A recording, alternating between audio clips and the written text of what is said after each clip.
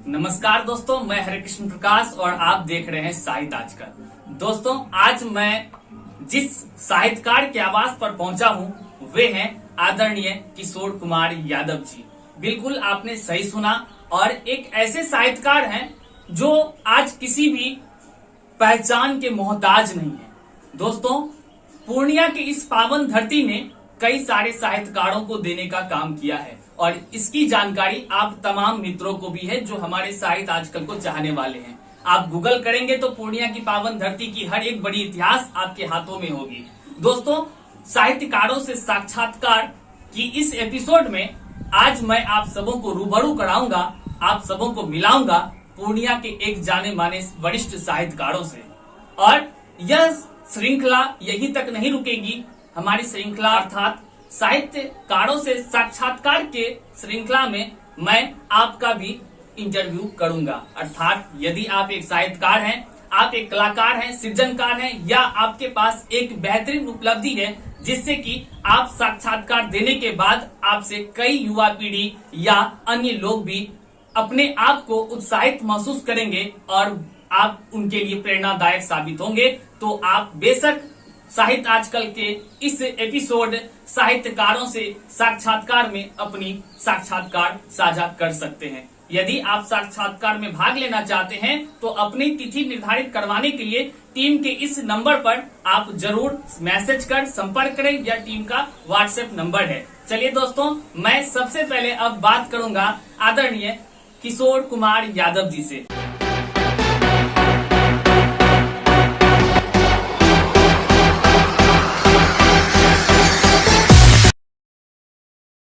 Sir, आपका साहित्य आजकल पर स्वागत करता हूं, अभिनंदन करता हूं।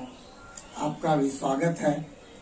Thank you sir. मुझे यहाँ तक प्रकाश में लाने के लिए जी शुक्रिया सर। तमाम साहित्य आजकल से जुड़े हमारे जितने भी श्रोता हैं, जितने भी दर्शक हैं, वे सभी सर साहित्य आजकल के सब्सक्राइबर तो हैं ही, साथ ही साथ वे सभी साहित्यकार हैं। कहीं न कहीं उनके दिलों में सृजनकार बसता है, और मेरा भी ऐसा मानना है सर कि हर एक व्यक्ति सृजनकार होता है। तो मैं आपको इस बड़े प्लेटफॉर्म पर स्वागत करता हूं, पुनः अभिनंदन करता हूं। सर्वप्रथम आप अपना परिचय हमारे तमाम दर्शकों से साझा करें।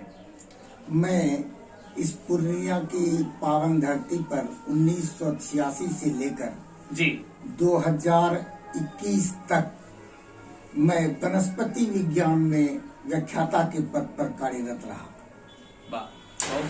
और प्रकृति, पेड़ पौधे, प्रकृति, धरती, मनुष्य जी और जीवन की सारी समस्याओं को हमने बड़ी नजदीक से देखा है। बिल्कुल, इसको भोगा भी है, देखा है, महसूस किया है।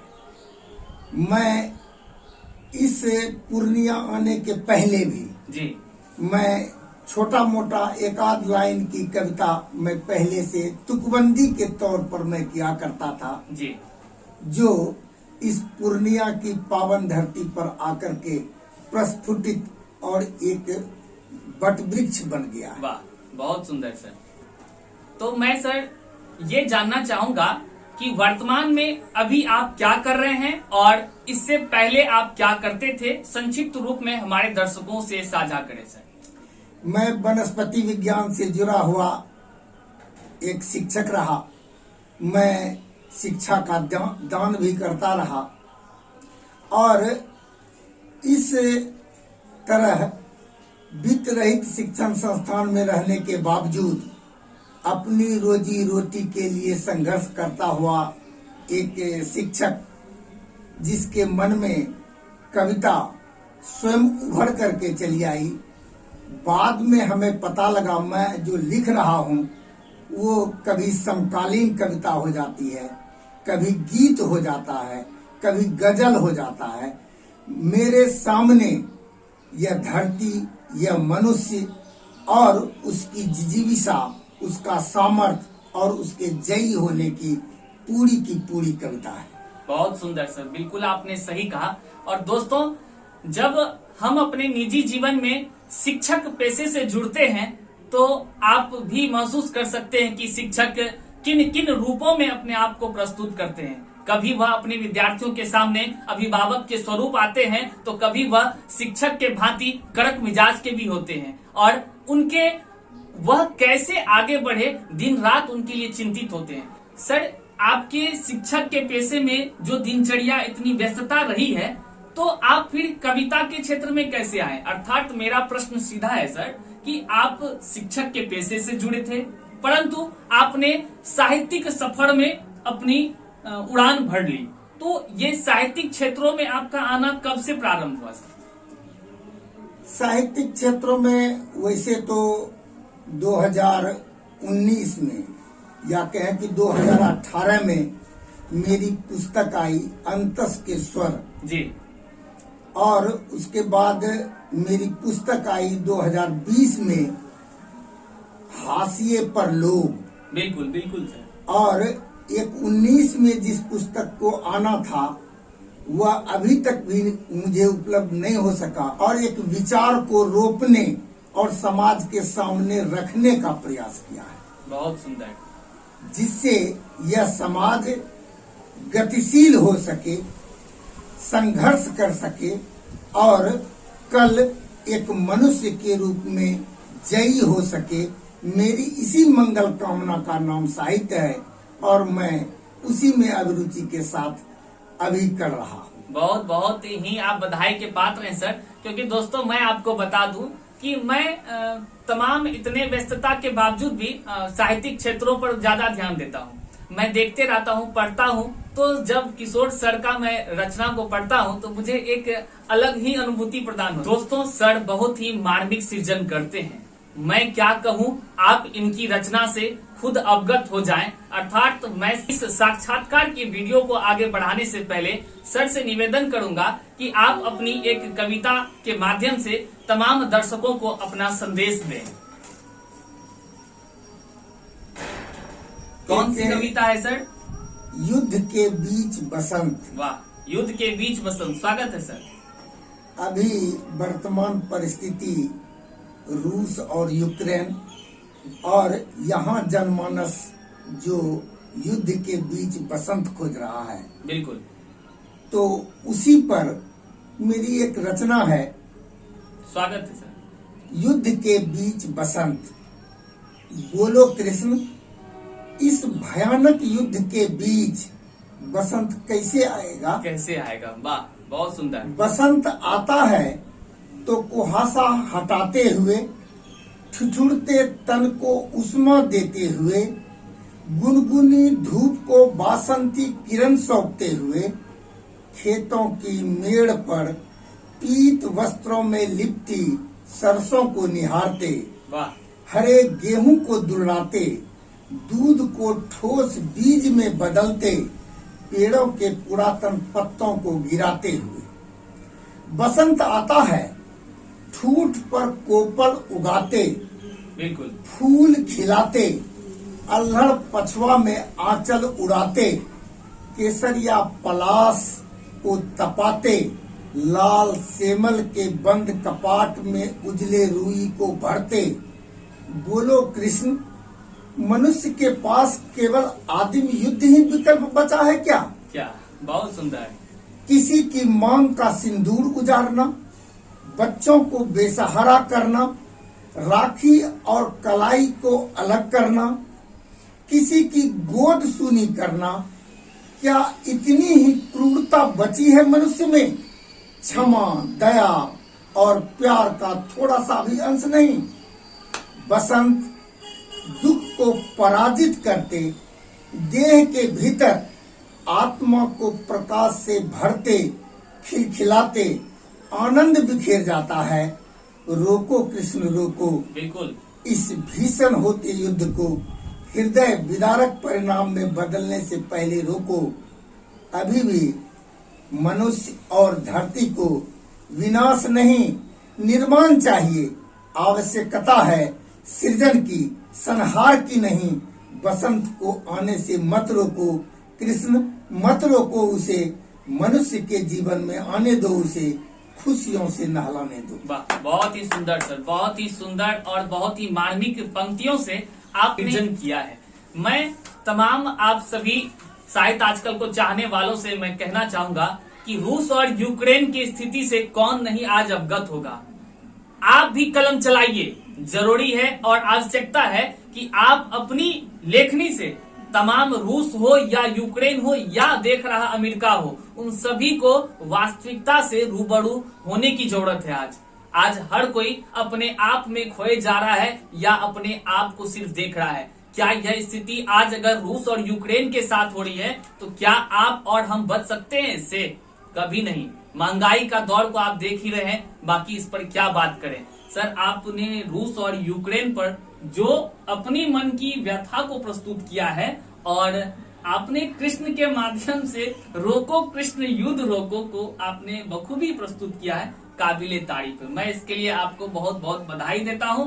साथ ही साथ आप जितने भी देख रहे हैं कमेंट में जरूर सर को बधाई जरूर दें। चलिए सर, बात को कुछ आगे बढ़ाते हैं। सर, हम जानना चाहते हैं कि अब तक आपकी कितनी पुस्तकें प्रकाशित हो चुकी है?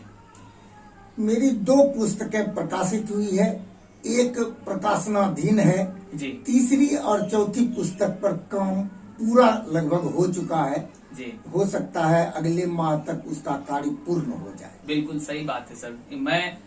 मैं आपके लिए और आपके जो पुस्तक अभी तक प्रकाशित नहीं हुई है उसके लिए ढेर सारी शुभकामनाएं देता हूं, ताकि वह पुस्तक जल्द से जल्द प्रकाशित हो और मैं भी तमाम दर्शकों से साझा कर सकूं। सर, मैं चाहूंगा कि एक और कविता या गजल या गीत आप गुनगुना कर तमाम दर्शकों को रूबरू कराएं। मैं गा नहीं सकता हूँ। जी जी जी, तो सर आप कविता ही प्रस्तुत करें। मैं उपाचार्य और परीक्षा नियंत्रक के पद पर भी कार्यरत था जी। ऐसे में अनेक छात्रों की अनेक समस्याओं को सुनता रहा जी। और वहीं से मैं कुछ पंक्तियों को चुरा लाया हूँ। इसका शीर्षक है सुनो एकलव्य। जी, सुनो एकलव्य। स्वागत है सर। सुनो एकलव्य, स्मृति के इतिहास में तुम्हारा केवल अंगूठा काटना याद रह गया। धर्म ग्रंथों में तुम्हारी गुरु दक्षिणा अमर कर दी गई। छल प्रपंच के बीच भी सत्ता और आदमी के बीच शस्त्र और शास्त्र ज्ञान हमेशा छला जाता रहा है। प्रतिभा और न्याय का गला घोटा जाता रहा है। वही तुम्हारे साथ भी हुआ। युगों से टपकती तुम्हारे अंगूठे से लहू की बूंदें सदियों तक अनवरत रिश्ती रही है, रिश्ती रहेगी। गहरी साजिश से धकेल दिया गया है, फिर से पूरे समाज को कर दिया गया है निर्वासित। जंगल, पहाड़, नदी, झरने के किनारे बिल्कुल प्रकृति ने तुम्हें अपनाया, नया जीवन दिया, ताकि तुम फिर से नए युग के महाभारत में प्रत्यंचा ले तनो। एक सफल वीर योद्धा की तरह लड़ो। अपनी पहचान, संस्कृति, संस्कार बचाने निरंतर संघर्ष करते रहो। मत भूल जाओ एकलव्य अपना अंगूठा। सीख लो अंगुलियों के बीच नए तरीके से तीर चलाना। वर्तमान की आदिम गंध में अब भी बची है तुम्हारी जिजीविषा, अदम्य साहस और प्रकृति को बचाने की नई जद्दोजहद। उठो, जागो और लड़ो। सिद्धू कानू, बिरसा मुंडा, तिलका मांझी की तरह अशिक्षा, अंधविश्वास, अन्याय के विरुद्ध जल, जमीन और जंगल पर हक और मानवीय मूल्यों की स्थापना करने के लिए पुरखों की तरह जंगजू करो। सदियों के इतिहास से ही नहीं, तुम्हारे जीवन के पुरुषार्थ से भी तुम्हारा अंगूठा छीनकर तुम्हारी समस्त उपलब्धियों को लूट रहे हैं ये सफेद पोष लुटेरे और दिखाने लगे हैं तुम्हारे समस्त हकों को अंगूठा। बिल्कुल बिल्कुल सही आपने सर चित्रण को जो अपने भावों में अर्थात आपने जो देखा परीक्षा नियंत्रक के पद पर रहते हुए या परीक्षा लेते हुए वहाँ के तमाम प्रक्रिया से मैं भी अवगत हूँ और आपने सुनो एकलव्य के माध्यम से जो संदेश दिया है वह को भी बहुत ही शानदार और सटीक है और हम सबों को ये आत्मसात करने की जरूरत है। तो मैं आशा करूंगा कि यह एक सिर्फ कविता न रहे, अर्थात ये दिलो दिमाग मस्तिष्क में समा जाने की बातें होनी चाहिए। सर मैं कुछ बातें जो आपसे हटकर पूछना चाहूंगा, क्योंकि हमारे कई युवा ऐसे हैं जो सृजन कार्य के क्षेत्र में अपना कदम बढ़ा रहे हैं। मैं खुद भी इसी कार्य में हूँ सर। तो हम चाहते हैं आपसे एक सवाल बस पूछना, जो कि मैं आज तक कई बड़े बड़े साहित्यकार से सुनता आया हूँ, चाहे वो कुमार विश्वास हो, शंभू शिखर जी हो, या हरिओम पवार साहब हो, या हाल ही के जो प्रेम कवि अमन अक्षर जी हैं उनकी बात करें, या निरोत्पल मृणाल जी का बात करें, और फिर या कविता तिवारी की बात करें, या तमाम ऐसे साहित्यकार जो बहुत ही वरिष्ठ और आज के समय में लोकप्रिय हैं, उन सभी को मैं कहते एक बात सुना हूं सर कि उनसे जब पूछा गया कविता किसे कहते हैं, आखिर ये कविता क्या है, तो हम तो तमाम सभी रचनाकार सुने ही हैं। हम चाहते हैं कि आपसे सर आखिर कविता क्या है, कैसे इसका सृजन करना चाहिए, या कविता किसे कहते हैं? मेरी एक कविता है, आम आदमी की कविता जी। कविता कोई पोस्टर नहीं है, कुछ लिख दूं और साट दूं किसी दीवार पर। जी। कविता औजार है जो मनुष्य को असली शक्ल दिखला देता है, वाह, बहुत सुंदर। मुखौटा हटा देता है। कविता आईना है, सच कहती है किसी ताकतवर के बंदूक के सामने और ताकतवर के पैरों तले कुचले जाने के बाद भी। बहुत सुंदर। कविता ओस है जो बड़ी से बड़ी सत्ता शासन की नोक पर खड़ी है। कविता मनुष्य के भीतर का विश्वास है, दिन बदलने का मुहावरा बनकर लोगों की जुबान पर चढ़ युग को बदलने का साहस है। कविता संग्राम का हथियार है, मनुष्य को जगाए रखने का और अपने अधिकार के लिए लड़ने का और मांग के लिए मुट्ठी बांधकर सड़क पर उतरने का संकल्प है। बिल्कुल। धरती की तरह मुलायम, आकाश सा ऊंचा, आदमी की पकड़ को मजबूत करता ठोस इरादा और इशारा है कविता।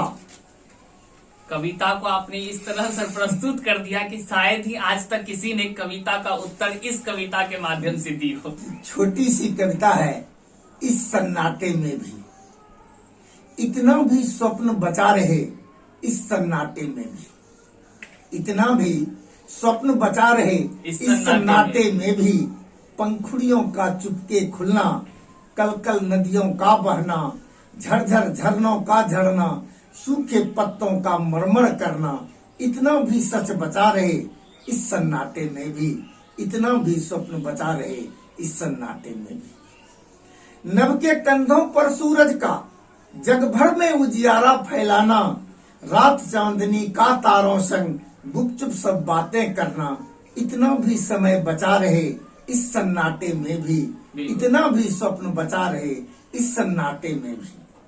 अनंत विराट की जग पर छाया घुलता जाए जन प्राणों में, आदि अंत समेटे जनगण निर्भय हो इस जग जीवन में, इतनी भी मुक्ति बची रहे इस सन्नाटे में भी, इतना भी स्वप्न बचा रहे इस सन्नाटे में भी, इतना भी स्वप्न बचा रहे इस सन्नाटे में भी। इस कविता की सृजन आपने बहुत ही शानदार, लाजवाब और मार्मिक की है सर, इसके लिए आप बहुत बहुत बधाई के पात्र हैं। इसी के साथ मैं सर से जानना चाहूंगा कि हाल फिलहाल में कई सम्मान समारोह का आयोजन किया गया, तो सर अभी तक आपको किन किन रूपों में सम्मानित किया गया है, मैं ये जानना चाहूंगा। वैसे तो मान लीजिए शिक्षा एवं संस्कृति मंत्रालय भारत सरकार की ओर से गांधी दर्शन की तरफ से मुझे पुरस्कार मिला जी।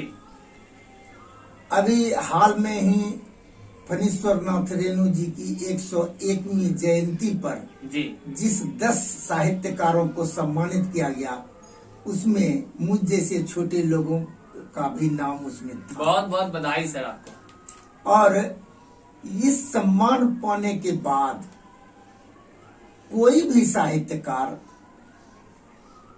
कुछ नया और कुछ बड़ा करना चाहता है, यह पुरस्कार को साहित्य के क्षेत्र में कुछ नया अवदान के लिए प्रेरित करता है। बिल्कुल सही। मैं उसी प्रेरणा से प्रेरित होकर के कुछ नया करने का प्रयास भर कर रहा हूं। अब आगे आप लोगों के सामने मेरी पंक्तियां हैं, मैं हूं और हरे कृष्ण प्रकाश जी हैं। मैं आप सबों को मुझे देखें, पढ़ें, जानें। आगे मेरी और सारी ढेर सारी रचनाएं आपको सुनने को मिलेगी। मुझे आशा है कि आप नित्य नए आगे और भी सृजन करेंगे और तमाम साहित्यिक क्षेत्र में आगे बढ़ते चले जाएंगे और हम सभी युवाओं को मार्गदर्शन करते रहेंगे। सर, आज के युवा पीढ़ी को आप क्या संदेश देना चाहेंगे जो साहित्यिक क्षेत्र में आगे बढ़ना चाहते हैं? अंतिम यह सवाल है सर, आपसे मैं जानना चाहूंगा कि आप तमाम हमारे साहित्यकारों को, तमाम युवा पीढ़ी या साहित्य आजकल को जो देख रहे हैं, आप उनसे क्या अपनी बात साझा करना चाहेंगे? जो नव कलमकार हैं उनको मैं कहना चाहता हूं कि वे पहले पढ़ें, गढ़ें, बाद में पहले उनके शब्दों के साथ अपने आप को जोड़ें। बिल्कुल। और समाज में घटित हर एक घटना पर अपनी पैनी नजर को रख करके तब अपना कलम उठाएं, अपनी कलम उठाएं और एक नई रचना, एक नई दिशा से समय और समाज को आगे बढ़ाएं। मैं कहना चाहता हूं कि नए कलमकारों के लिए अभी ढेर सारा अवसर भी है। अपने लिखे हुए को साझा करें, जिससे हम आपसे प्रेरणा ले सकें। हम बड़ों से प्रेरणा लेते हैं, आप भी किसी और से प्रेरणा लेकर के और अच्छी अच्छी बातों को समाज के सामने रख सकें, जिससे हम समाज को एक नई दिशा मिल सके, नई ऊर्जा मिल सके। बहुत बहुत धन्यवाद सर, आपने बहुत ही सटीक जानकारी साझा किया है कि आप तमाम रचनाकार जो सृजन करते हैं वह लिखें और अपनी प्रस्तुति भी दें। सिर्फ डायरी में लिख लेने से या अपने व्हाट्सएप की दुनिया में लिख लेने से, अपने आप की बातें अपने से पढ़ने से कोई फायदा नहीं है, या यहाँ वहां शेयर करने से फायदा नहीं है। आप एक अच्छे प्लेटफॉर्म पर ज्वाइन करें और वहां से अपनी प्रस्तुति दें। सर, आप ही के उद्देश्य के अनुसार हमारी टीम भी निरंतर कार्य कर रही है। आप लगातार देख पा रहे होंगे कि देश भर के रचनाकारों को उनकी आवाज आम आवाम तक पहुंचाने के लिए निरंतर हमारी टीम कार्य कर रही है। सर के माध्यम से आपने अभी बहुत सारी जानकारी को सुना है, देखा है। यदि आप अभी तक हमारे इस चैनल पर नए हैं तो जरूर से सब्सक्राइब कर लीजिए, लाइक कर दीजिए और नीचे कमेंट बॉक्स में कमेंट करके आप जरूर सर का उत्साहवर्धन करें। और साथ ही साथ यदि आप भी साक्षात्कार देना चाहते हैं, चाहे आप हमारे इस पूर्णिया के क्षेत्र से हैं या पूर्णिया के बाहर से हैं, कहीं से भी हैं, यदि आप कलमकार हैं, सृजनकार हैं, रचनाकार हैं या आप एक कलाकार हैं, तो आपके पास यदि ऐसी उपलब्धि है कि आपसे कोई और प्रोत्साहित हो सकता है, तो निश्चित रूप से आपका साक्षात्कार मैं स्वयं लूंगा, चाहे वो लाइव आकर लेना हो या आपके घर आकर लेना हो। मैं साहित्य आजकल के और हरे कृष्ण प्रकाश जी को खास करके मैं कहना चाहता हूं, तुम आना जैसे आता है बचपन, तुम आना जैसे आता है पतझड़, तुम आना जैसे आता है यौवन, तुम आना जैसे आता है बसंत। मैं इसी शुभकामना के साथ मैं आभार व्यक्त करता हूं साहित्य आजकल और खास करके अपने अनुज हरे कृष्ण प्रकाश जी का। आप बढ़ें और इस क्षितिज के उस छोर को छुएं जहां तक किसी का पहुंचना असंभव सा लगे। शुक्रिया सर, बहुत बहुत आभार सर, आपने इतना ढेर सारे शुभकामनाएं हमारे लिए व्यक्त किया है। मैं आपके बीच सदा हूँ, सदा रहूंगा। इसी के साथ आज के सफर को यहीं पे विराम करते हैं। मिलते हैं नेक्स्ट नए वीडियो में, तब तक के लिए जय हिंद।